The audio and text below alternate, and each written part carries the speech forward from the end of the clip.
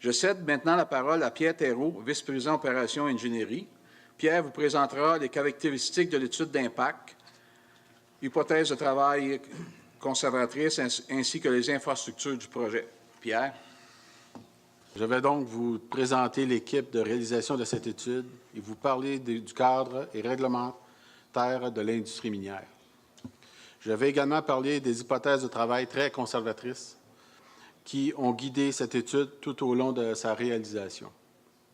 Enfin, vous verrez quelles sont les composantes du projet avec une empreinte très réduite et quelles sont les sources d'impact possibles sur l'environnement et le milieu social.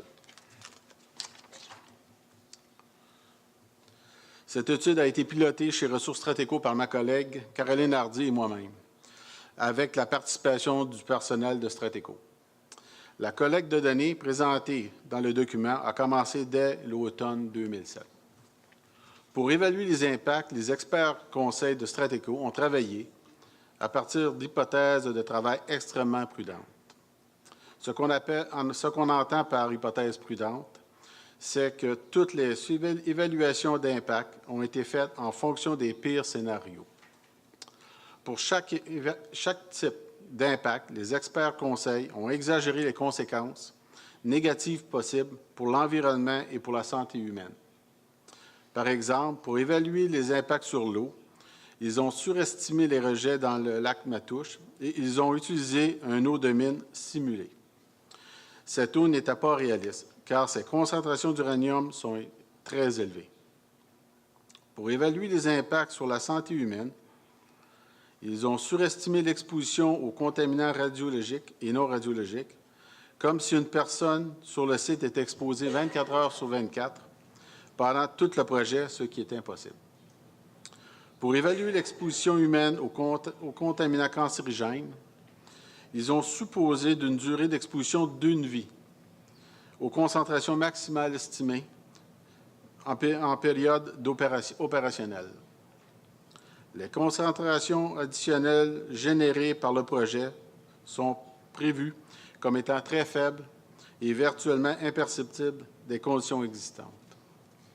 Il s'agit chaque fois de scénarios hautement improbables.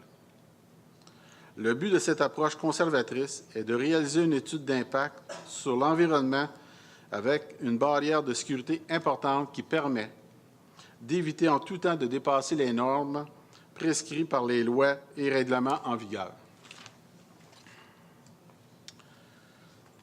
Ce tableau et le suivant présentent les hypothèses de travail utilisées. Si vous avez des questions, s'il vous plaît, gardez-les pour la fin. Les experts conseils ont donc utilisé des hypothèses prudentes et conservatrices pour analyser les impacts sur la santé humaine, sur l'eau, sur les traitements des eaux contaminées. Ils se sont également basés sur des hypothèses prudentes et conservatrices pour analyser les impacts sur la faune, la flore, l'eau et l'air.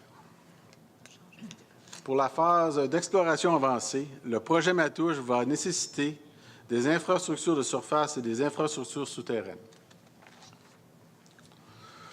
On retrouve sur ce visuel l'ensemble des infrastructures de surface que nous avons vues dans la vidéo.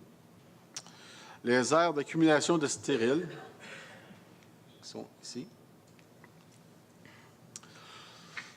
Pour faire la rampe souterraine, nous allons creuser dans la roche non minéralisée, sans minerai d'uranium, ce qu'on appelle le stérile.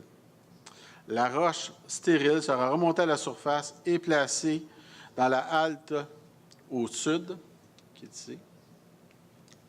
Et les deux haltes à stérile seront entourées d'un fossé. La roche minéralisée, celle qui contient du minerai d'uranium plus de 300 ppm, ce qu'on appelle du stérile spécial. Si nous en découvrons en excavant la rampe, le stérile spécial sera remonté à la surface et entreposé dans la halle distincte qui est au sud, qui est ici. L'usine de traitement des eaux contaminées et de ses bassins, ici, tout ça.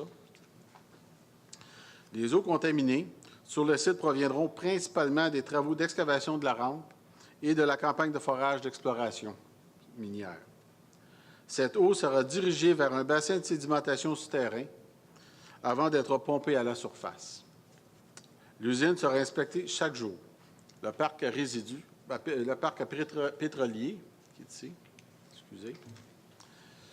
Tous les réservoirs du parc pétrolier seront construits sur une membrane faite pour empêcher les hydrocarbures de contaminer le sol en cas de déversement accidentel. Le parc pétrolier sera inspecté chaque jour. Toute l'eau qui aura circulé dans le parc sera collectée et vérifiée avant son rejet dans l'environnement par un technicien de Strateco. La centrale énergétique et la ventilation. Ici, la ventilation.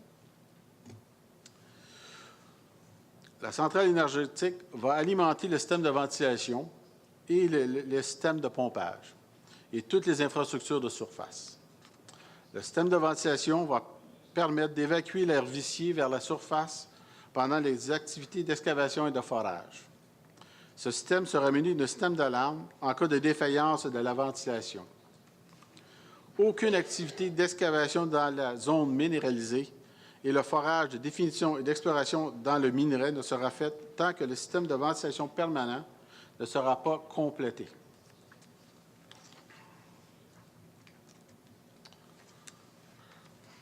Pour la phase d'exploration avancée, le projet Matus va aussi nécessiter les infrastructures souterraines. Sur ce visuel qui apparaît sur l'écran, vous voyez une coupe en 3 dimensions du portail, de la rampe et de l'accès que nous prévoyons excaver. Ces installations vont permettre d'atteindre le niveau moins 300 mètres sous terre, qui est ici. Ce niveau sera utilisé principalement pour le forage de définition et d'exploration dans les zones inférieures.